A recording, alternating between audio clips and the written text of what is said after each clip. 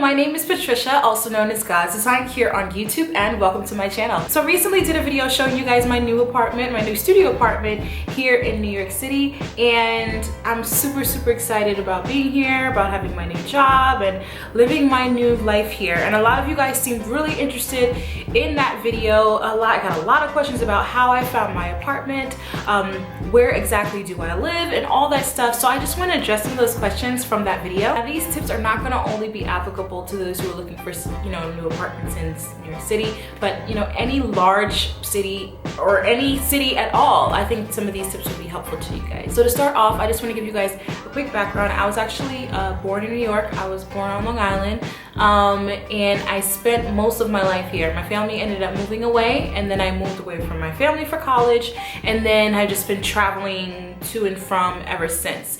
So in a sense, I'm kind of back home, but still very new to the city. So I have family here, so it wasn't like completely new. Still was a new experience, rather, renting an apartment in a large city. So I definitely want to share like tips that I had learned.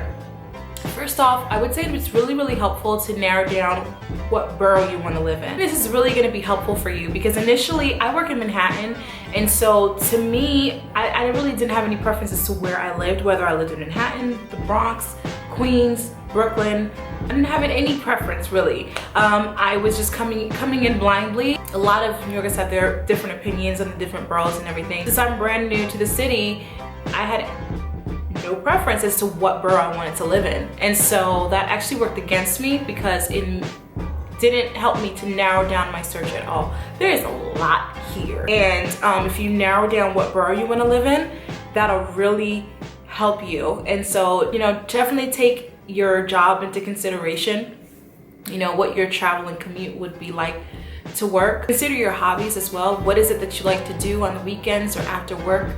And that'll help to narrow down where exactly you want to live as well. If you like to hit up the local happy hour, or if you really like, I don't know, yoga or dance or art or sports or whatever, definitely consider your hobbies when looking for a place to live. That way you don't have to travel far for for your day-to-day things. So my second tip would be to actually write down what you want in an apartment building. And here in New York, there's any and everything. I wrote down the things that were most important to me, and understand that you're probably going to have to compromise on one or two of those things. It was really important that I had an apartment with good lighting. Good lighting. I wanted a nice kitchen.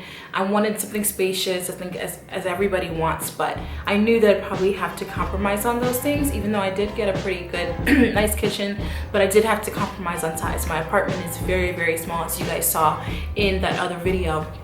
But I have amazing light coming in. I didn't want to have to go far from laundry. I didn't want to have to go step out of my building for the gym. It's already hard enough trying to get myself to go. It's 19 degrees outside. Who do you think? You're not about to get me out in 19 degrees weather to go to the gym. You couldn't convince me. So the fact that it's right here, no excuses, right? Hashtag no excuses. But those are the things that were really important to me. Those things may not be important to you, but that's really important to me. The next thing to do is set your price range. And if you are moving here, I would definitely say take yourself out of whatever you knew before, and be open to the numbers that you will see here. I was trying to figure out whether I should share how much I pay for my apartment or not, but I decided that I probably shouldn't. And just know that, guys, keep your mind open, because you're gonna spend a pretty penny here. I'm not your financial advisor, but I would say that make sure how much you make is in line with your apartment budget. So just make sure it's something that you can afford, is basically what I'm trying to say. Next thing I would say is to get online and see what is out there. Two websites that I think really helped me were Street Easy and Naked Apartments. These two websites really helped me to see how much what I was requiring would cost me. So doing this may increase your budget or decrease your budget depending on, like, you may look at it like, oh, this is too much money, I can't spend all this. I may not need a gym in my apartment. I may not need a laundry facility. I can go, you know, somewhere else to my laundry, or, you know, I may not need, you know, something with nice lighting into the, you know what I'm saying? I would say also to check out Zillow and Trulia. Is it Trulia? So yeah, Trulia. Is that it? One of those. Anyway, all those will be linked down below. Those websites really helped me to narrow down my search. Let's talk about brokers. One thing I forgot to mention earlier is I did not want to pay a broker fee, because to me it made absolutely no sense to pay someone else to do something that I could do for myself. And those of you guys who are watching from other cities and may not understand the idea of a broker, basically this person is like a real estate agent in a sense, or is a real estate agent, helps to find an apartment for you. And in turn, you pay them a fee. You can have a really low fee or a not so low fee. And so they can range from the equivalent of half of month's rent, quarter, the whole thing, like, you know, so that when you're moving in, it's like you're paying three things. You're paying security, you're paying your broker's fee, which is also first month's rent, and then first month's rent. I hated the idea of a broker in the beginning, but then I found out that you could actually you know, find places that had no broker fee, or the building paid the broker fee. And so that's when I opened up my mind to using a broker.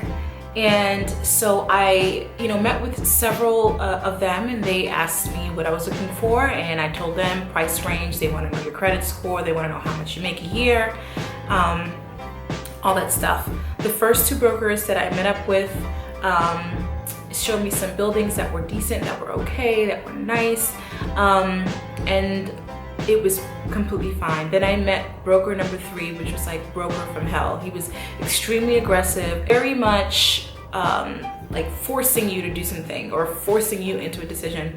And this isn't a decision I want to be forced into, because I'm going to be forced to live in this place for 1, 2, 3, I don't know how many years. And so I want to be very, very comfortable with my decision. So I really had to like take myself away from that. I mean, guys, when I tell you it was a hot mess.com, I was getting phone calls like after 10 o'clock. I was getting phone calls on holidays like New Year's Eve, and blowing up text messages, all that stuff, just in order just to push me to make a decision. After that, I decided that I wasn't gonna do the whole broker thing anymore. So what I did was I found a list of full service buildings in an area that I wanted to live in. I also found condos and co-ops and different things on Zillow. Contacted the person via email or phone call, depending on what I was available online, and then I went to go see the building. I only had a month to do it, and I ended up going with my apartment, which I love. It's a little small, but I love it. Very close to public transportation. I have somewhere to park my car, but then as soon as I leave the building, there's the train station right there. It's definitely possible to find something that you can live with and something that you like. So I hope that helped you a little bit when it comes to looking and searching for an apartment here. Like I said, I'll leave those resources down in the description bar so you guys can see those websites that really help me. I'm a very independent person. It just didn't make sense for me to use a broker, but I definitely would say it definitely would help you, and they could do the searching for you. If you have the money to spend like that, just let them do it. Find someone that kind of goes with your personality, and don't let anyone push you into doing something that you do not want to do. And above all guys, if it doesn't feel right, don't do it. I love the fact that when I come home, I feel at peace, I feel safe. That's really important to me. So good luck on your apartment hunting here in New York City, or wherever it is that you're looking for an apartment. And I hope you guys are well and in good spirits. Thank you so much for watching this video. Hit me up on Twitter, Instagram, Facebook, Snapchat, Periscope, and on my vlog channel. You can check out my New York City excursions and everything over there. All those links and usernames will be down below. I'd love to see you in between videos. Yeah, guys, I love you guys, and I'll see you guys very, very soon. Bye. And as always, God bless.